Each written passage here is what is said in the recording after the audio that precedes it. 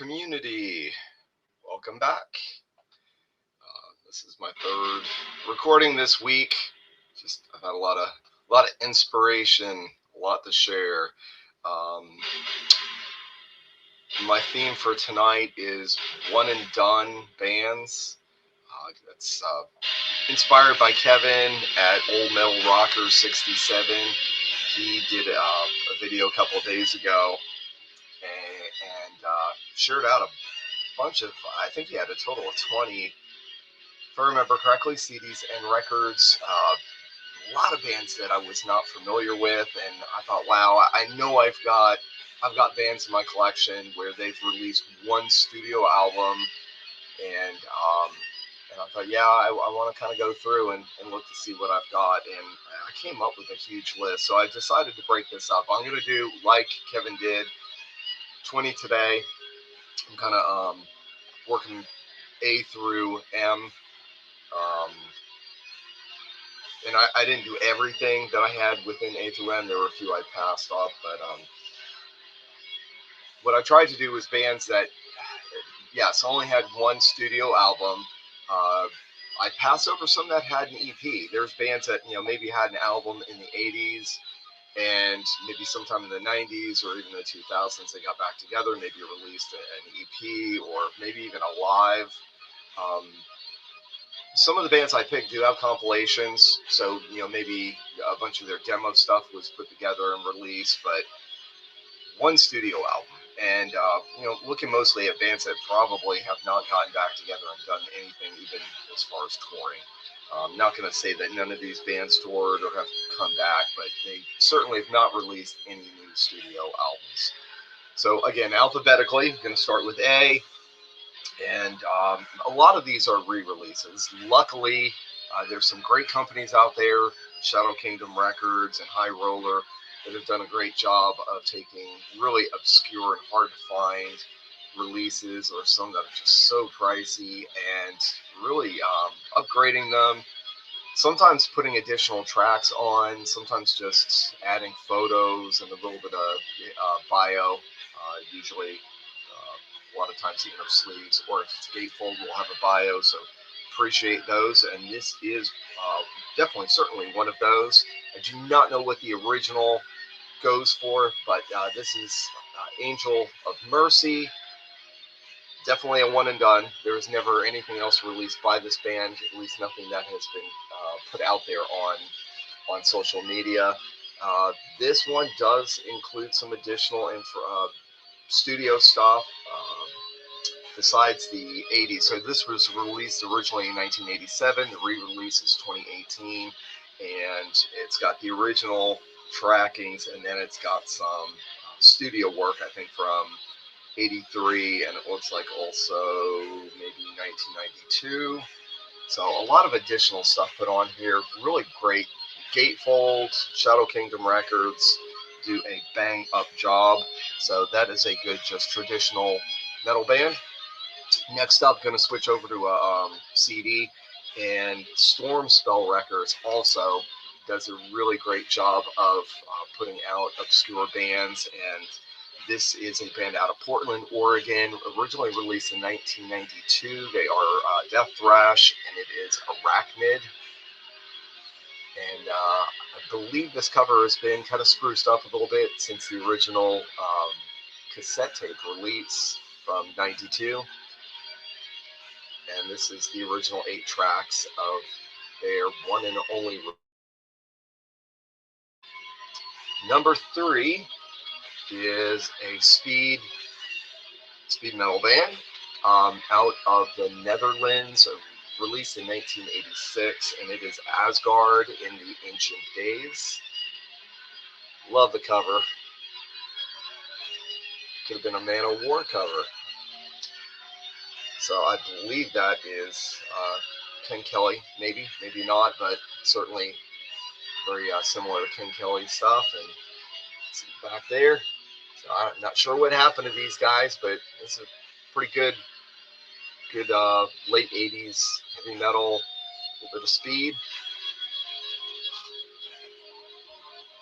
All right, so that was, let's see, I'm trying to keep up with my numbers here. So that was number 3. Number 4 is a Brazilian band. Traditional heavy metal, maybe a little bit of prog influence on these guys. It is Crosskill, Escape into Fantasies. They've got a lot of demo stuff that was released, but this was the only studio album. Not released on a big label because most stuff out of Brazil was not, unless they were picked up on a European or American distribution. So Crosskill. Number 4, we will bring up Dark Age, and this was released as an EP. LA band, again, just kind of traditional heavy metal, maybe a little bit of power metal. Original release was 84, and this is a 2023 repress with a bonus track. And this was re-released on No Remorse Records out of, I believe, Greece. Another company that does really great job of repressing old, hard to find heavy metal albums. Dark Age. Number 5. Number 6, Defender. Another band from the Netherlands, and this is speed power metal, and originally released in '87.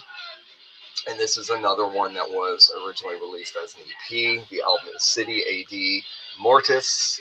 And I remember seeing this one just listed in metal magazines and online. Had never listened to any of the material. And this got it a few months ago, and it blew me away. I was like, where has this been all my life? I would have been totally down with this as a teenager in the 80s. Really, really great, short album. There are some bonus tracks on this one, and this one was re-released on Hammerheart in 2025. So it's still available if you have not gotten your hands on it. If it's something you think you're interested in, try and grab that before it disappears. Really, really good traditional metal. All right, that one's number 6. Number 7, a little bit more. I don't know if they're really hair metal, traditional metal, maybe a little bit of hair. I do kind of keep them categorized with the hair metal. It is the band Diamond. These guys were from my old stomping ground, Long Island, New York, and didn't come out with anything other than this. I don't even see any demo stuff listed online. So this was an '86 release. As far as I know, it's never been re-released. So I don't think I paid too much for this. If you find it in the wild, you might have a chance of getting it for a reasonable price.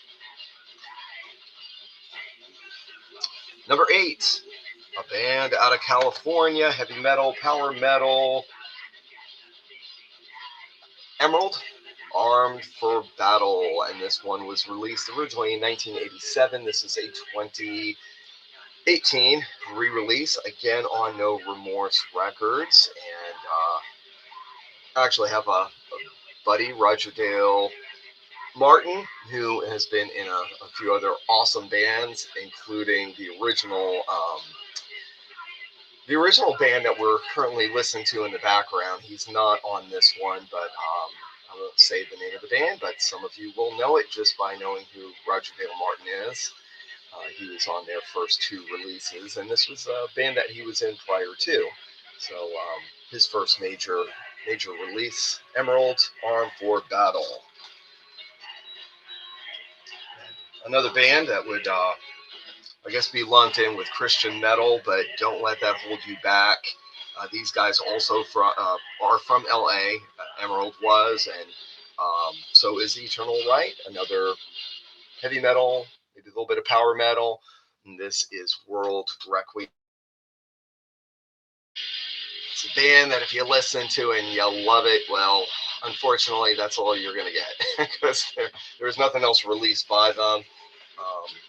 Not familiar with the guys in the band, but some of you out there might know some of those guys, especially if you're from the California scene.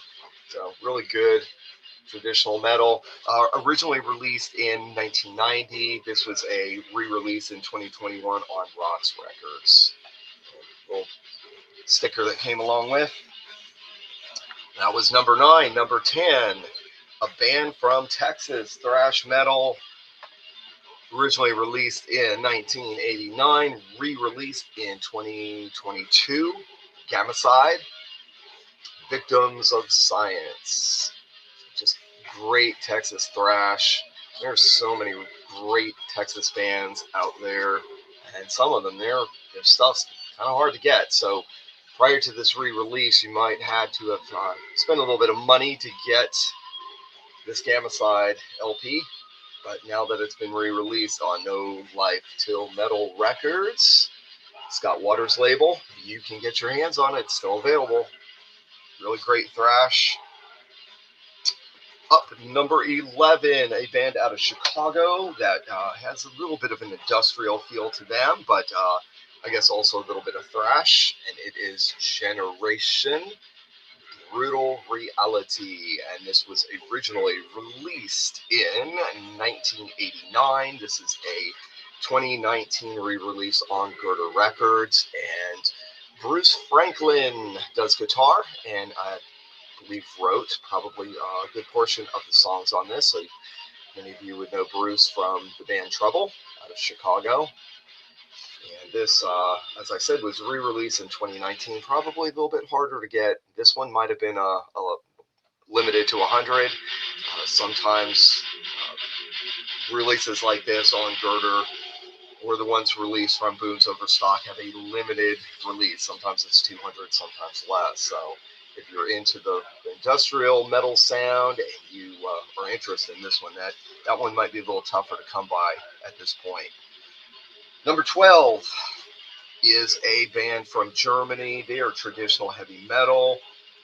This one, according to the cover, it features Frank Herman, who had been a part of the German heavy metal band Accept. This is the band Hazard, and this is the original release from 1984. I don't believe there's been any represses on this one, so you'd have to score an OG copy. Good traditional German heavy metal from mid to early 80s. Number 13, a British band that would get lumped in with the new wave of British heavy metal. This release is originally from 1982. This band did have some demo material, but you're not going to find anything other than this full length, which was re-released in 2019. And this is Heritage with Remorse Code. And it's what you would expect from a British band from 1982.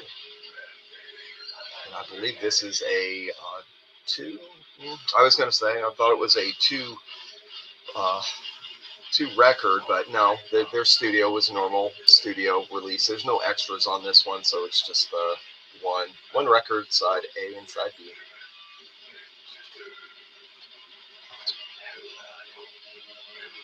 All right, number 14 is another band. Generation Chicago. So here's another band out of Chicago, 1985. Another one that's not been re-released, so you would have to find an OG copy. I'd lump this one more in with the hard rock hair metal, and it is the band Holland, Little Monsters. And chances are, if you do track this one down, you shouldn't have to pay too much money. I think I paid $25 on this one, but you might be able to score it for a little less than that. So 1985. And try not to say one and done over and over again, because that's the theme. So obviously every one of these is, a one-timer. I'm going to switch back to CD, and I've got a band out of Milwaukee.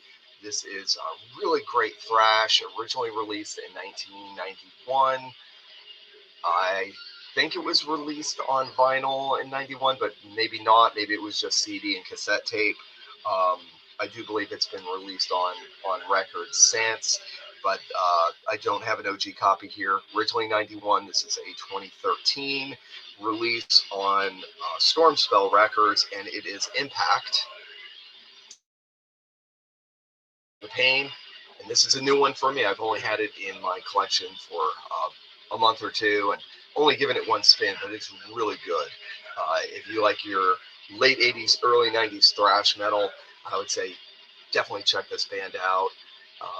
Again, they're from Milwaukee, and there are some bonus tracks from 1988 on here, so I don't know. It looks like live. Yeah, live. July 11th, 1988.